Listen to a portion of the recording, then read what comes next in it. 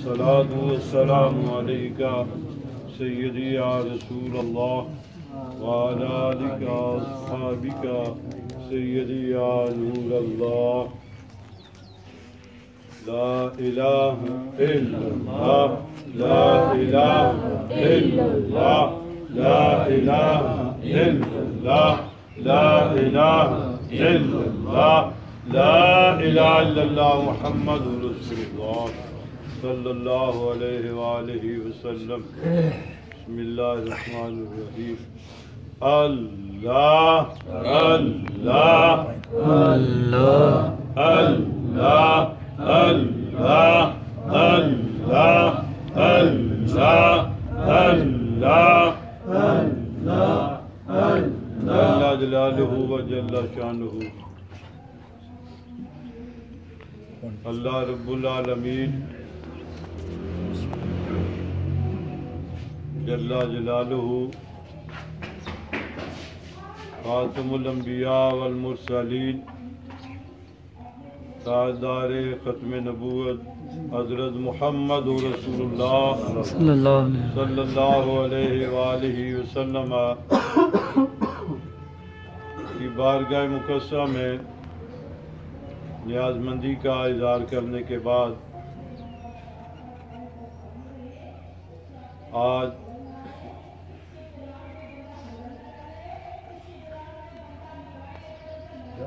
मोहतरम जनाब गुलाम अब्बास नक्शबंदी ठेकेदार मियाँ मोहम्मद इलियास नक्शबंदी दीगर बरादरान के वालिद गिरामी मोहतरम व मुकर्रम जनाब हाजी सरवर साहब मरहूम मक़बूल के साले सवाब दुआ मग़फ़िरत ख़त्म चलम में हम हाजिर हैं। अल्लाह करीम हाजी साहब की कब्र की मंजिलों को मज़ीद आसान फरमाए। आमीन। आलिम नबील हज़रत अल्लामा मौलाना अल हाफिज़ अल कारी वक़ास साहब अतारी और मोहतरम जनाब हाफिज़ मोहम्मद कासिम साहिब तशरीफ़ फरमा हैं। अल्लाह करीम तवज्जो के साथ सुनने सुनाने के बाद अमल की तौफ़ीक़ अता फरमाए। आमीन। आवाज़ तो कुछ ना कुछ आ रही है आपको, अगर आगे जगह है वैसे आगे आ जाए। ओ उन्हें क्या लाओ दूसरे आगे आ जाओ, आगे आ जाएं, आप भी आगे आ जाएं, आगे आ जाएं, आगे आ जाएं।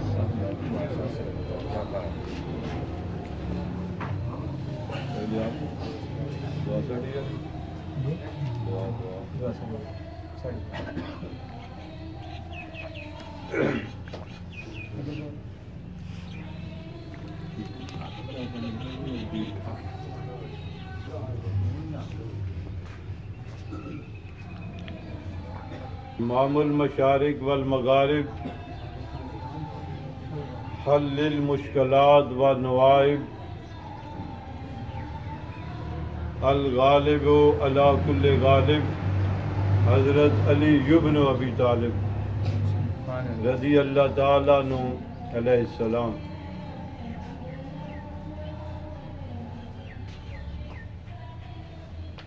किसी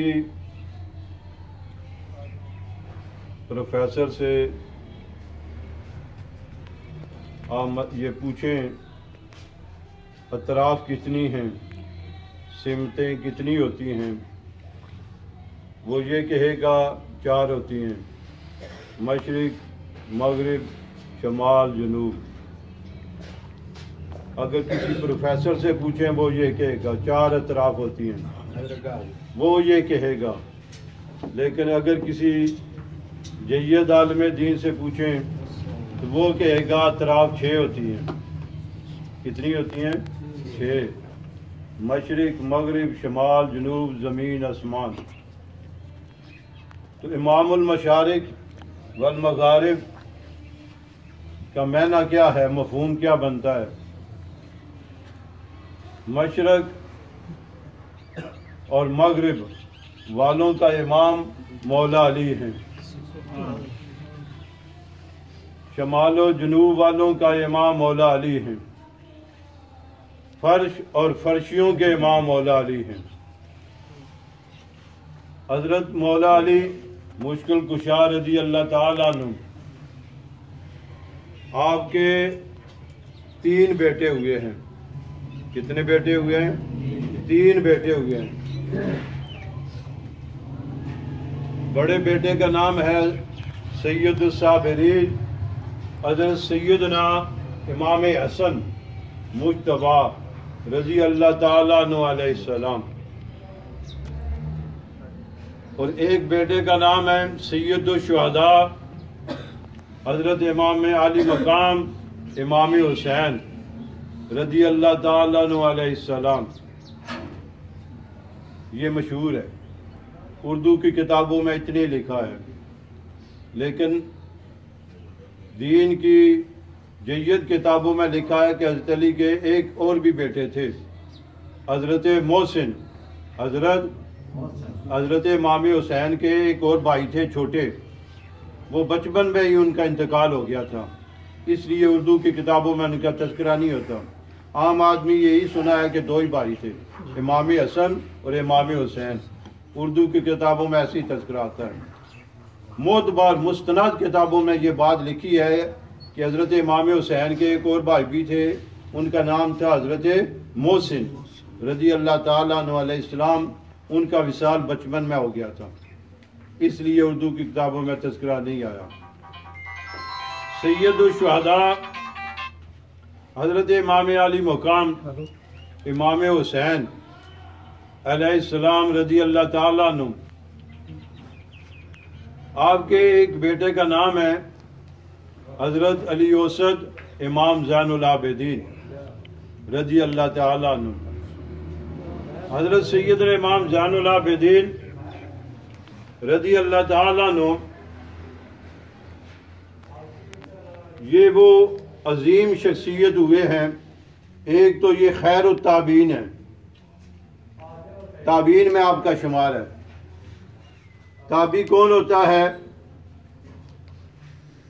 एक वो मुकद्दस हस्ती जिन्होंने नबी करीम सल्लल्लाहु अलैहि वसल्लम की ज़ियारत की हो, वो मुकद्दस शख्सियत जिसने नबी अलैहिस्सलाम का दीदार किया है, ज़ियारत मुस्तफ़ा की है, उन्हें सहाबी कहा जाता है।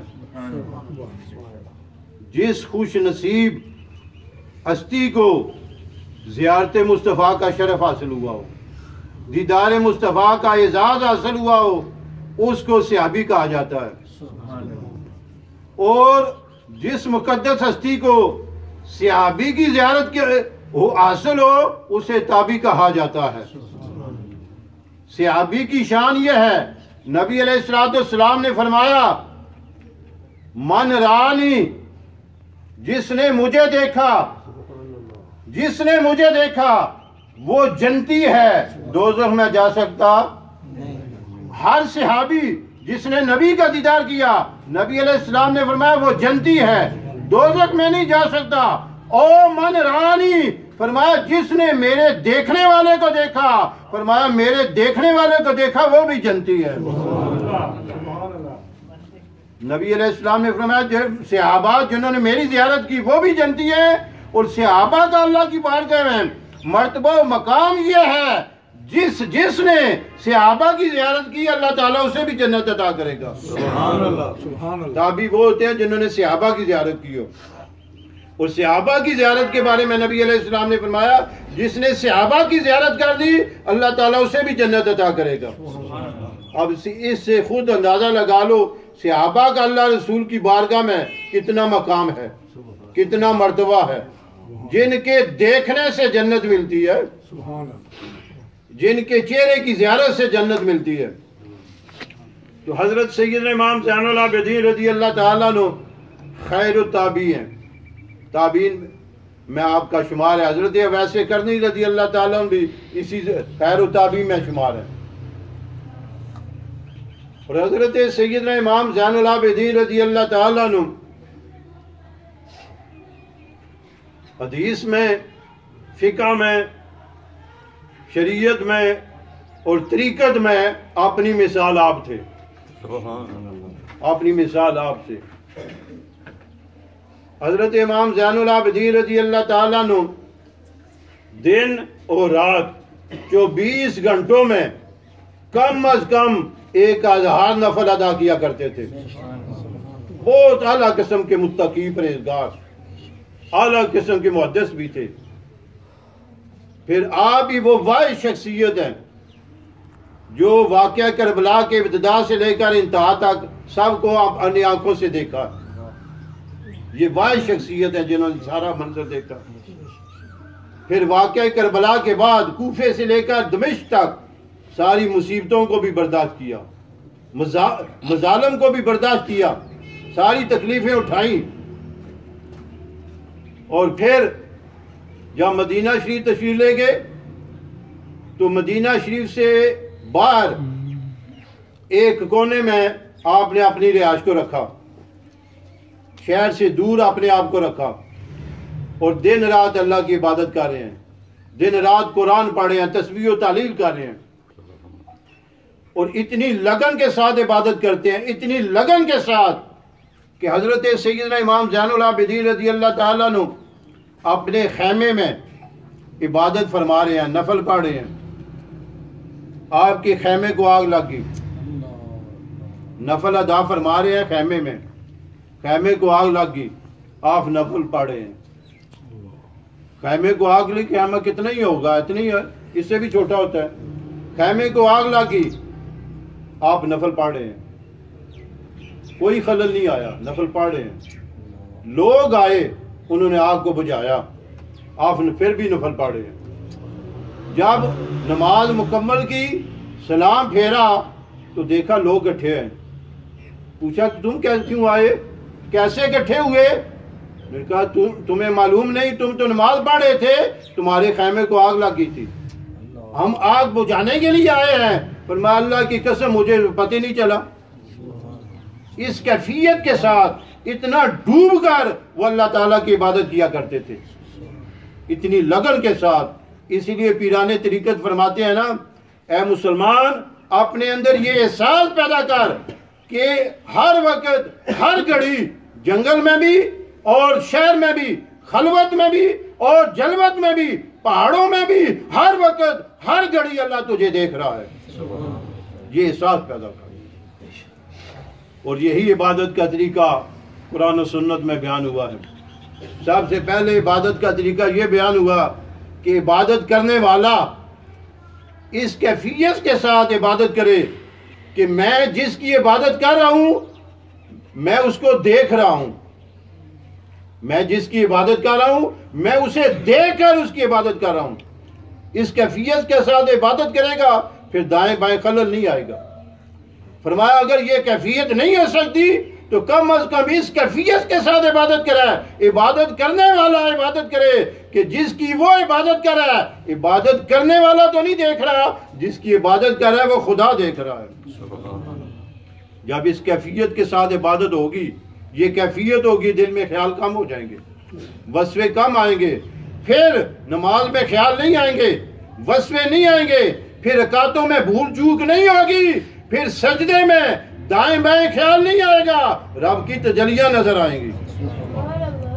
हजरत सैयदना इमाम ज़ैनुल आबिदीन रज़ी अल्लाह ताला अन्हु आपने मदीना शरीफ में जाकर फिर बैठे नहीं रहे, आपने मदीना शरीफ में एक कोने में अपनी जिंदगी गुजारी खैमे में। और क्या किया? अल्लाह को याद करते रहे, कुरान पढ़ते रहे, इबादत करते रहे। और उसके साथ साथ सिर्फ तस्वीर लेकर नहीं बैठे, पूरी दुनिया में शरीयत की बरकतों को फैलाया है, पूरी दुनिया में तरीकत के फैज को आम किया है। बड़े बड़े मुहद्दिसीन आपके शागिर्द हैं, बड़े बड़े आइमा आपके शागिर्द हैं, शरीयत में भी और तरीकत में भी हजारों नहीं लाखों आपने वली पैदा फरमाए हैं।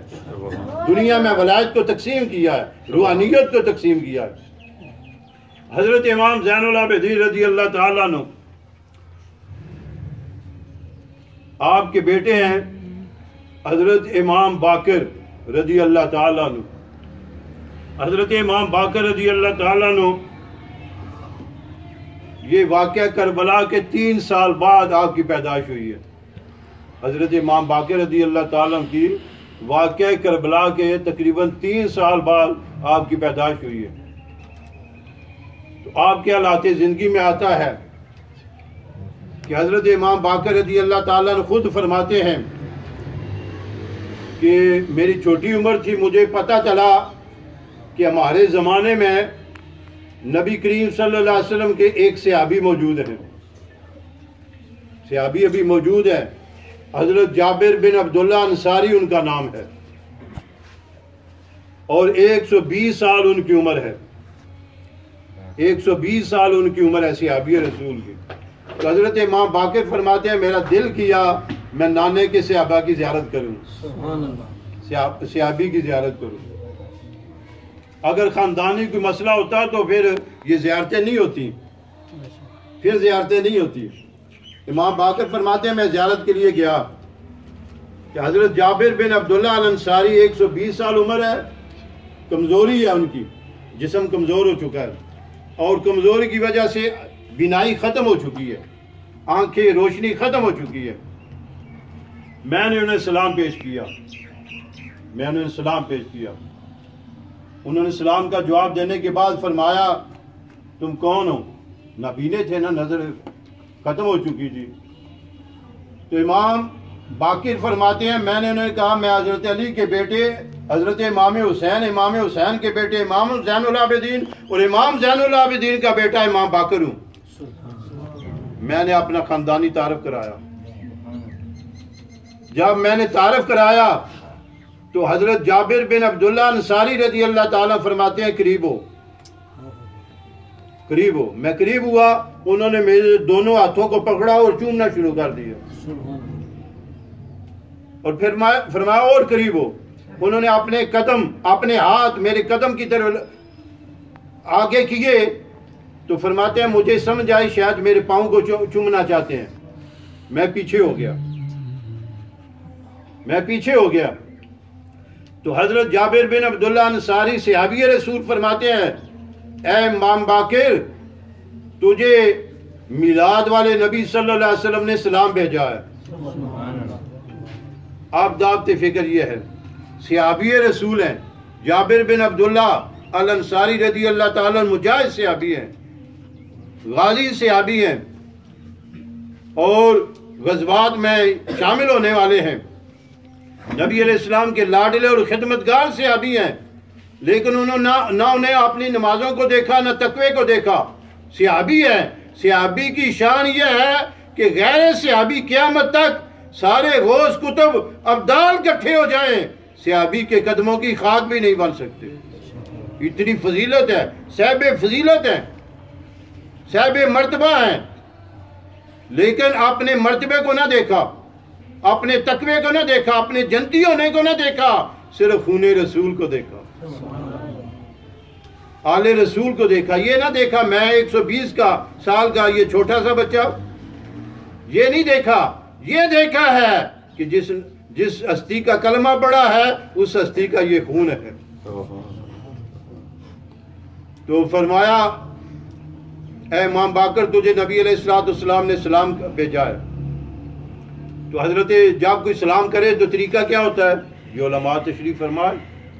तरीका ये है अगर मुझे कोई सराय अलमगीर आदमी मिले तो कहे वहाँ हाफिज वकास साहब अल्लामा साहब बेसा के, उन्हें जानते हो मैं उधर जा रहा हूँ जी, उन्हें मेरा सलाम कहना।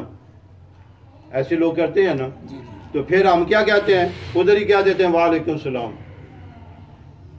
मुझे तो उन्हें सलाम किया ही नहीं, मुझे तो नहीं ना सलाम किया, तो सलाम का पैगाम अल्लामा साहब की तरफ भेजा या इन अल्लामा साहब की तरफ भेजा ना। मैंने कहा उन अल्लामा साहब को सलाम कहना। मैं आप क्या कहते हैं, मैं क्या कहता हूँ वालेकुम सलाम। मुझे तो उन्हें सलाम की ही नहीं, ये जवाब नहीं है। सवाल यह है कि जब कोई सलाम करे तो वो सलाम पहुँचाना लाजम हो जाता है। हम भूल जाते हैं, कहते हैं कब मिले, ये मानद हो गई है, सलामती का पैगाम पहुँचाना लाजिम हो जाता है, लाजिम हो जाता है। अगर हम उससे नाराज हैं तो उसे कह दे मैं नहीं जब कभी मुलाकात होगी तो फिर सलाम बचाएंगे। उधर क्या देते हैं, ठीक है पहुंचा देंगे, इधर आकर भूल जाते हैं। ये तरीकाकार सही नहीं है, ये गुनाह वाला तरीका है। अगर मुलाकात हो सकती है, राजीनामा है, तो कह देंगे जब कभी मुलाकात होगी तो आपका सलाम पहुंचा देंगे। ये तरीका है। उधर ले लेते हैं मानत, इधर याद ही नहीं रखते। दूसरा ये है कि जब अल्लामा साहब को सलाम, मैं कहूँगा फलां हजरात ने आपको सलाम भेजा है, तो ये क्या करें, फरमाएंगे, ये मुझे नहीं कहेंगे वालेकुम सलाम जी, हम तो ऐसे ही करते हैं वालेकुम सलाम। ये तरीका नहीं सही।